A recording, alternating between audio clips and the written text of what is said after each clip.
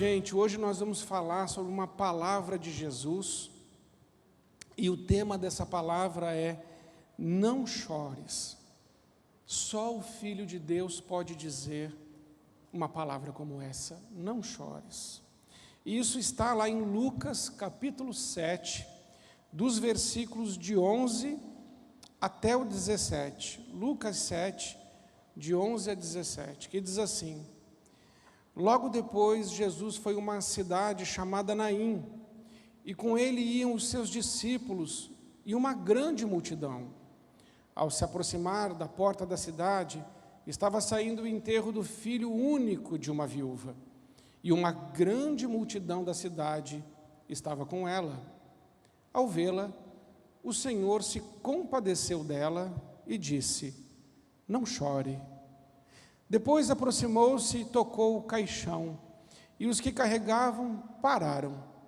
Jesus disse: jovem, eu digo, levante-se. O jovem sentou-se e começou a conversar, e Jesus o entregou à sua mãe. Todos ficaram cheios de temor e louvavam a Deus. Um grande profeta se levantou dentre nós, diziam eles. Deus interveio em favor do seu povo. Essas notícias sobre Jesus espalharam-se por toda a Judéia e regiões circunvizinhas. Amém. Aqui nós vemos, irmãos, Jesus escolhendo este lugar, esta mulher de Naim, desse vilarejo de Naim, para fazer o seu primeiro milagre de ressurreição. Não havia um milagre de ressurreição, já havia mais ou menos 700 anos, porque os últimos milagres de ressurreição foram realizados na época de Elias e Eliseu, e isso já tinha cerca de 700 anos. Portanto, não passava pela cabeça de ninguém que alguém poderia ser ressuscitado dentre os mortos. E Jesus escolhe esta mulher para fazer este milagre. Depois ele vai ressuscitar a filha de Jairo, depois Lázaro, e assim por diante. Mas Jesus começa aqui, com a história dessa mulher, e me chama muita atenção algumas coisas nesse texto que eu aprendi e quero dividir com você. O versículo 13 vai dizer que Jesus, quando chega ali, aquela multidão, estava saindo uma multidão, e essa multidão estava acompanhando essa mulher nesse enterro. E a palavra de Deus diz que, ao vê-la, Jesus viu ela. Irmãos, essa é a primeira lição que eu aprendo nesse texto. Jesus viu essa mulher. Essa mulher é viúva. Ela já perdera o seu marido. Ela passa pela dor do luto com o marido, e possivelmente com o marido ainda jovem, porque não era costume, na época, que uma mulher judia tivesse apenas um filho. Elas tinham muitos filhos, mas ela só teve um, porque possivelmente o seu esposo, o seu marido morrera quando ela ainda era novo, mas lhe resta este filho. E agora, esta mulher perde o seu filhinho, ainda jovem. Ela perde o seu marido, agora ela perde o seu filho. Essa mulher não tem absolutamente mais nada. Acabou. Essa mulher, ela deve estar mergulhada em profunda dor, em trevas, em grande depressão, porque ela não perde só o seu marido e o seu filho, como perde com isso também todo o apoio financeiro que ela poderia ter. Ela não tem mais a companhia, ela não tem mais quem ajude financeiramente, e talvez ela esteja entrando agora numa falência espiritual. Portanto, esta mulher está falida, emocionalmente, está entrando numa falência financeira e possivelmente já está entrando, se não entrou, numa falência espiritual. É nessa hora da vida dela que Jesus decidiu aparecer. Veja o texto que não diz que ela clamou por Jesus, que ela procurava vê-lo, que ela buscou uma intervenção dele. O texto não diz isso. O texto afirma que havia uma caravana, que era a caravana do funeral, a caravana da morte, a caravana do enterro. Uma multidão acompanhava aquela mulher. Isso deve estar lá no versículo 11. O final do versículo 11 vai dizer que uma multidão estava com ela. Mas quando Jesus está chegando, ele também está chegando com uma multidão. Essa outra multidão que vem com Cristo é uma outra caravana, é a caravana da vida. Duas caravanas se encontram, a da morte e a da vida. Uma caravana chora, a outra vem com muita alegria, porque está vindo com Jesus. E de repente a vida e a morte se encontram.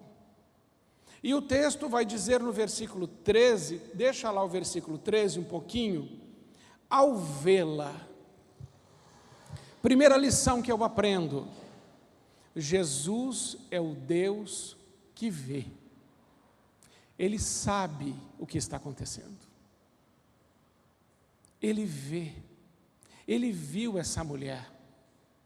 Essa mulher talvez estivesse se sentindo sozinha no meio dessa multidão. Mas Jesus enxergou ela lá, no meio daquela multidão. A primeira lição que eu aprendo é que Jesus nos enxerga aonde quer que nós estejamos. Ele enxerga a nossa dor, Ele enxerga as nossas lágrimas, Ele sabe a nossa história, Ele está vendo, Ele não nos abandonou, Ele não nos deixou e no tempo certo Ele aparece. Essa é a primeira lição. Mas uma outra coisa que me chama muita atenção é que nós perdemos a capacidade de ver e perdemos a capacidade de se importar. Lá em Gênesis capítulo 4, versículo 9, depois que Caim matou Abel, Deus vai falar com ele, vai perguntar para ele: "Seu Caim, onde que está o seu irmão?" E ele responde de uma forma grosseira, indelicada, mal educado, e ele fala assim para Deus: "Eu sou lá cuidador do meu irmão?"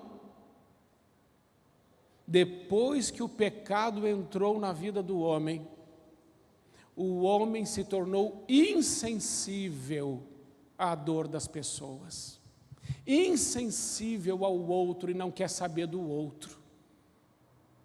Ao vê-la, nós não conseguimos mais ver. Existem muitos casamentos que estão acabando porque o marido não vê mais a mulher, não enxerga ela, não vê que ela está sozinha, que ela está triste, que ela está deprimida, não vê que ela não está bem. Sabe por quê? Porque tem olhos só para si mesmo. Tem muita mulher que não vê mais o seu marido, ele está se distanciando, ele está ficando no happy hour, ele só quer jogar futebol, mas não quer mais conversar, e pode jogar futebol, não tem problema com futebol, mas não quer mais estar junto. Há um distanciamento e ninguém está vendo. Os filhos estão se perdendo, indo para as drogas, se tornando rebeldes, talvez entrando num caminho de vício em pornografia e se perdendo na vida. Quem está vendo? Ninguém está vendo. Nós não conseguimos mais ver os nossos amigos, a nossa família, perdemos a capacidade de ver. Mas Jesus vê. Nós precisamos entender nessa noite que precisamos fazer uma oração para Jesus. Jesus, ensina-me a ver. Eu preciso começar a enxergar o que está acontecendo. Porque muitos de nós, na correria da vida, paramos de enxergar o outro e só conseguimos olhar no espelho e olhar para a gente mesmo. Precisamos olhar para o outro. Em segundo lugar, o versículo 13 ensina algo muito tremendo. Diz que Jesus viu, e depois do que ele fez? Ele se compadeceu. Sabe o que é compadecer? Padecer com. Compadecer é padecer com a pessoa, é sentir a dor da pessoa, é vestir o calçado do outro, é trocar de lugar com o outro. Não basta ver que a pessoa tem um problema, não basta enxergar que as coisas não estão bem, não basta saber que as coisas não estão caminhando como deveriam. É necessário se compadecer. O que é se compadecer? É tomar o lugar do outro. Eu fico muito impressionado com Jesus, muito impressionado com Jesus. Jesus, ele tem a solução, mas não é porque Jesus tem a solução que ele não se compadece. Quando Jesus chega lá para curar Lázaro, por exemplo, para levantar Lázaro da morte, Lázaro estava morto há 4 dias, quando ele chega, Marta e Maria, elas estão desesperadas, desiludidas, como essa viúva. Se fosse eu chegando, eu diria, com certeza, Marta e Maria, por que vocês estão chorando? Fiquem tranquilas, o problema já está resolvido, eu cheguei. Marta vai comprar churrasco, Maria vai comprar uns pão, fazer uma farofa, uma maionese, porque daqui a pouco o Lázaro está levantando, nós vamos fazer uma festa aqui. Isso é gente. Jesus não. Eu acho que é João 11:35 que vai dizer que Jesus chorou. Jesus tem uma capacidade de se compadecer com a gente, mesmo tendo a solução. Ele vai no fundo do poço que nós estamos. Ele entra nas mais densas trevas que nós nos encontramos. Ele desce lá no lugar da nossa dor. E ele chora junto com a gente. Meu Deus do céu, como ele é bom. E ele foi até essa mulher. Essa mulher não tinha absolutamente mais nada e nem ninguém. Ela estava sozinha. Ela estava perdida. Ela não tinha mais esperança. Tudo foi tirado dela. É nesta hora que Cristo chega, se compadece dela. Aquele homem chamado Jesus Cristo, com certeza, chorou com ela. O nosso Deus a abraçou e ficou próximo dela. Ele não está curando essa mulher somente, devolvendo o filho. Eu quero que você entenda, não é só o resultado, é como ele faz. Ele cura ela emocionalmente, ele trata das feridas dela, ele se importa com ela. Não é simplesmente dar as coisas, não é o milagre pelo milagre, não é dizer assim, pronto, teu filho ressuscitou, pronto, para de chorar. Não é assim que ele faz. Ele não é insensível, ele se importa, ele dedica tempo para a nossa dor, ele dá tempo para a gente se recuperar, para a gente recuperar o fôlego, para a gente respirar, se levantar e continuar a caminhada. Jesus é maravilhoso. Nós precisamos aprender com Jesus a nos compadecermos. Porque, irmãos, tem muita gente que está chorando perto de nós. Só que o mundo nos ensina que nós não devemos chorar. O mundo não quer choro, o mundo quer fazer você sorrir. O mundo quer ofertar coisas para anestesiar nossa consciência. O mundo quer nos dar programas, o mundo quer nos dar entretenimento, o mundo quer nos dar alternativas para a gente fugir desses lugares aonde a gente jamais podia fugir, que a gente precisaria ir de frente e resolvê-los. Mas o mundo nos enche de situações, é trabalho, é filho, é televisão, é internet, é Facebook, são compromissos, e nós não conseguimos ver as pessoas e muito menos nós conseguimos nos compadecer delas.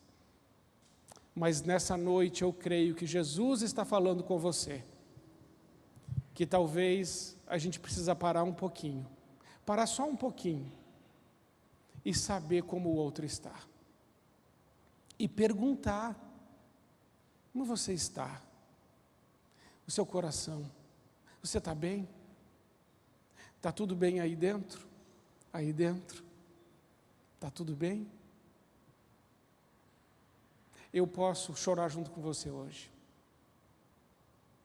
Quantas mulheres dariam talvez tudo o que têm para que os maridos parassem tudo e dissessem para elas: é isso, meu amor, que você sonhou quando casou comigo?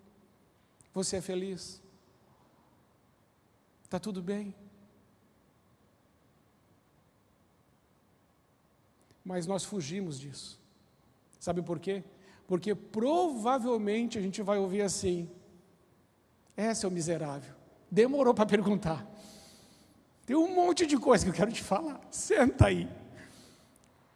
A gente precisa ter isso de novo. Então eu vou olhando para esse texto e eu vou aprendendo o jeito de Jesus. E aí ele vai dizer essa palavra: não chore. Irmãos, aqui entre nós, não existe uma palavra mais incompassiva, sem compaixão, do que essa, na boca de um homem qualquer, menos Jesus. Porque eu já fui em vários funerais, já fiz vários funerais. Se tem uma coisa que você não deve dizer num funeral para a pessoa que perdeu o seu ente querido, é não chore. Você nunca deve dizer isso. Mas Jesus diz exatamente isso. Não chores. Porque a minha e a sua presença não é eficaz. A nossa presença não é eficaz. A nossa presença, ela pode remediar. A nossa presença, ela pode remendar. A nossa presença, ela pode aliviar um pouquinho, ou talvez nada. A presença de Jesus Cristo é eficaz. Quando ele disse assim: não chores, é porque ele tem o poder de estancar a razão do choro. Ele tem o poder de resolver por que estamos chorando.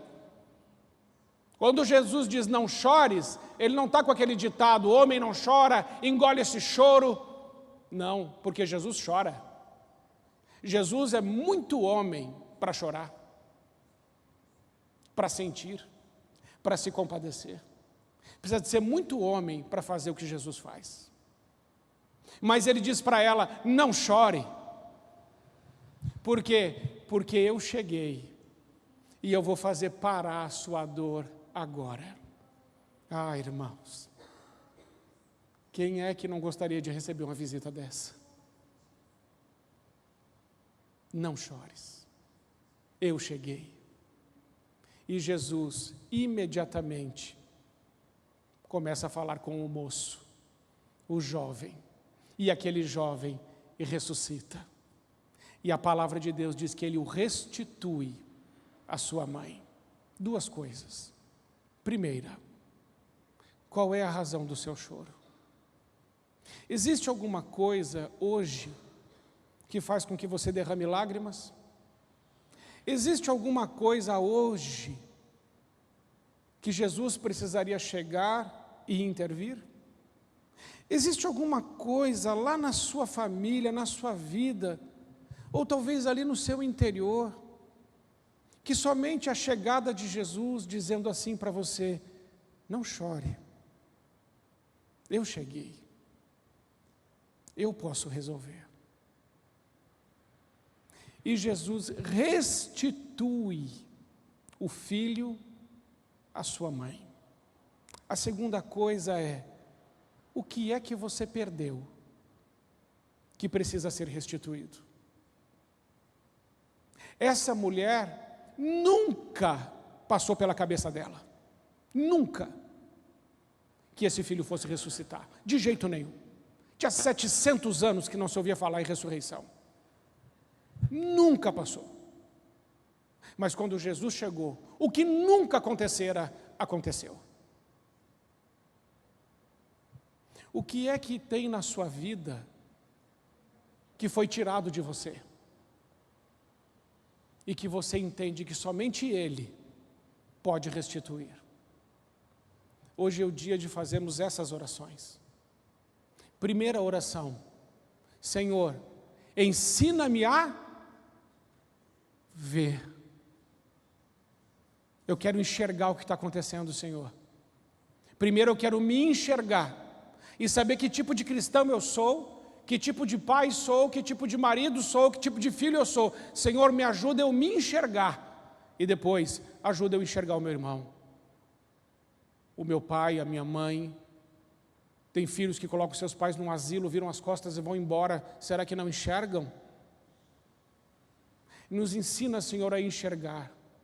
Senhor, nos ensina, em segundo lugar, a termos um coração semelhante ao Teu, a nos compadecermos das pessoas. Julgaríamos menos, faríamos menos calúnia e difamação, falaríamos menos mal dos outros, se trocássemos de lugar com eles. Ensina-me, Senhor, a ter compaixão, porque somente a compaixão gera aproximação. Sabe o que quebra o distanciamento? Compadecer-se, sofrer com o outro, sem julgar, só sofrer, só orar. Como nos falta companhias assim.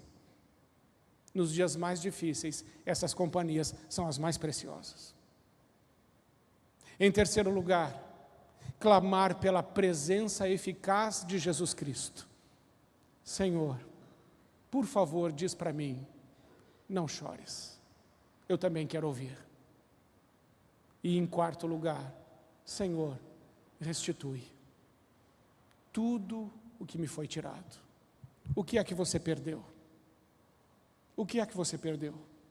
Talvez no início do seu casamento tinha muita paixão e hoje parece uma geladeira. Restitui. Senhor, restitui a paixão. Perdemos isso, perdemos aquilo, Senhor, em nome de Jesus, restitui, Senhor. Porque algumas pessoas já aceitaram a perda. Não aceite a perda. Não aceite a perda. Fale com Ele. Fale com Ele. Ele tem o poder de fazer o que você não tem, o que você não pode fazer. Ele tem o poder de dar aquilo que você não tem mais. Muito bem. Dito isso, irmãos, nós precisamos agora fazer essa oração.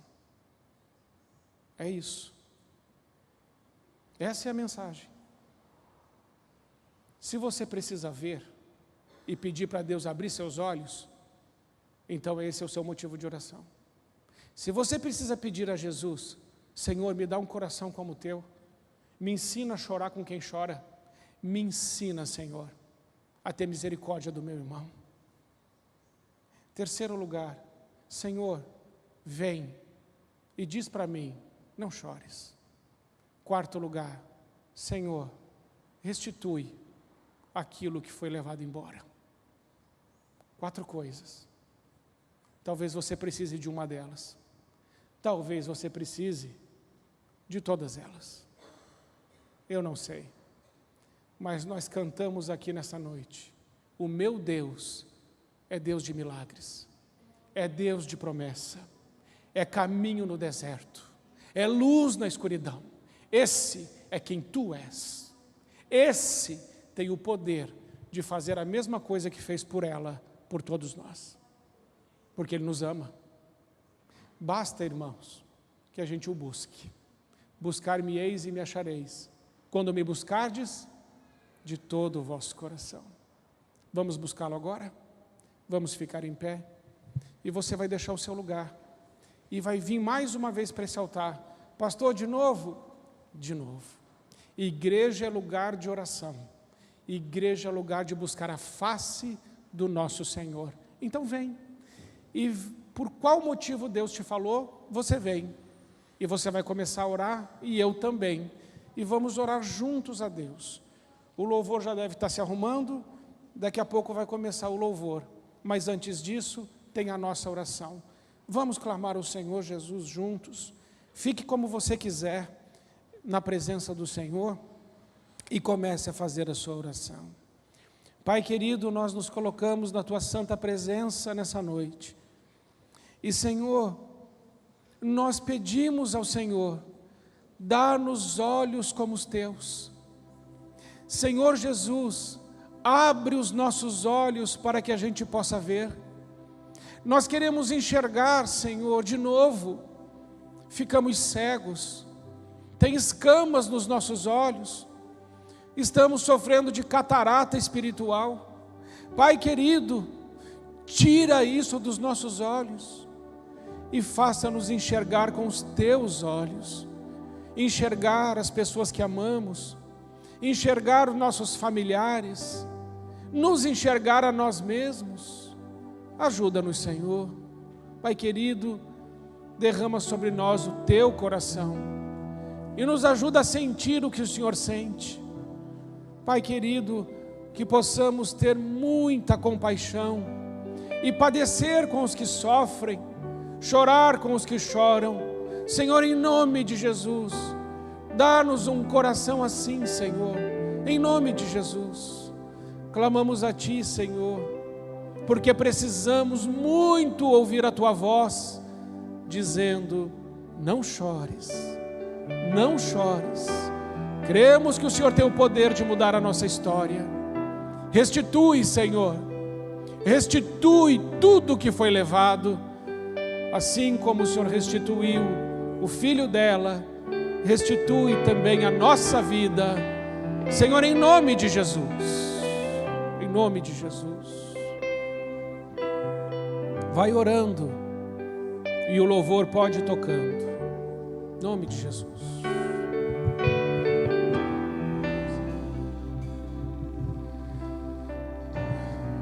Pai querido, nós colocamos nossa vida nas Tuas mãos e sabemos que o Senhor ouviu a nossa oração. E hoje podemos declarar: nossos olhos foram abertos por Jesus. E a partir de agora, tudo o que estava oculto será revelado. Nossos olhos vão enxergar. Nosso coração é um coração sensível à dor do outro, porque o Senhor derrama do Teu coração no nosso coração. Obrigado, Senhor. Derrama mais do Seu coração em nossos corações. Pai querido, obrigado, porque o Senhor tem o poder e hoje chegou na nossa vida para dizer a nós: não chores. Obrigado porque a Tua presença é eficaz. E Senhor, cremos que tudo o que nos foi tirado, o Senhor tem o poder para restituir o que nos foi levado. Recebe assim, Senhor, a nossa gratidão, e como aquela viúva que recebeu o seu filho de volta, nós nos alegramos também. E nos alegramos porque sabemos que o Senhor ouviu a nossa oração. Recebe toda a honra, toda a glória, todo o louvor, toda a adoração, em nome de Jesus. Amém. Irmãos, antes de irmos, é importante um esclarecimento sobre essa mensagem. Põe para mim Hebreus capítulo 5, versículo 8. Entendermos, irmãos, esse texto. Esse texto diz: embora sendo filho, ele aprendeu a obedecer por meio daquilo que ele sofreu. Nem todo sofrimento vem por causa do nosso pecado ou erros. Existe sofrimento que vem na nossa vida simplesmente para nosso aprendizado.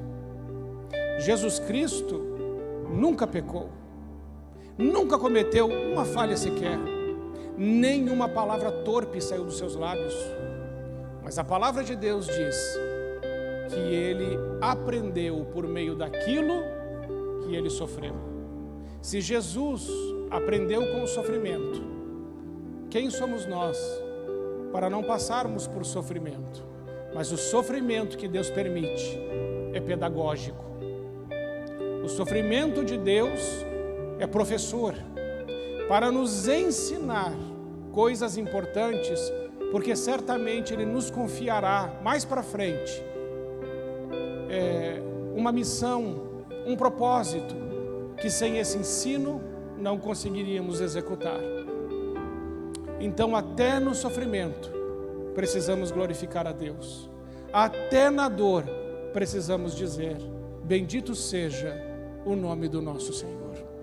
Porque a sua dor um dia vai passar. O choro pode durar uma noite, mas a alegria, ela vem pela manhã. Acho que é Salmo 30, versículo 5. O choro pode durar uma noite, mas a alegria, ela vem pela manhã. Irmãos, todo sofrimento tem tempo para acabar.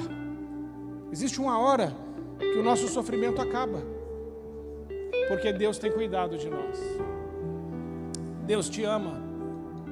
E essa palavra que você ouviu, ela é verdadeira. Números 23, 19, está escrito assim: Deus não é homem para que minta, e nem filho de homem para que se arrependa. Se Ele promete, Ele cumpre. 1 Reis 8,56, põe para mim, está escrito lá. Eu estou lendo isso para você sair com isso no coração. Que toda a boa promessa que foi feita por Moisés, por intermédio de Moisés, todas as promessas que foram feitas por intermédio de Moisés, nenhuma delas deixou de se cumprir. Todas se cumpriram. Tito, capítulo 1, versículo 2, vai dizer: Deus não mente. Dá para confiar? Deus não mente. Tito 1, versículo 2 diz isso. Tiago, capítulo 1, versículo 17. Vai, Amandinha. Tiago 1, 17. Toda boa dádiva, todo dom perfeito, vem do Pai das luzes, em quem não há mudança e nem sombra de variação. Jesus Cristo, Hebreus 13, 8. Jesus Cristo é o mesmo ontem, hoje e será eternamente. Ele não muda, Ele te ama, Ele é o mesmo.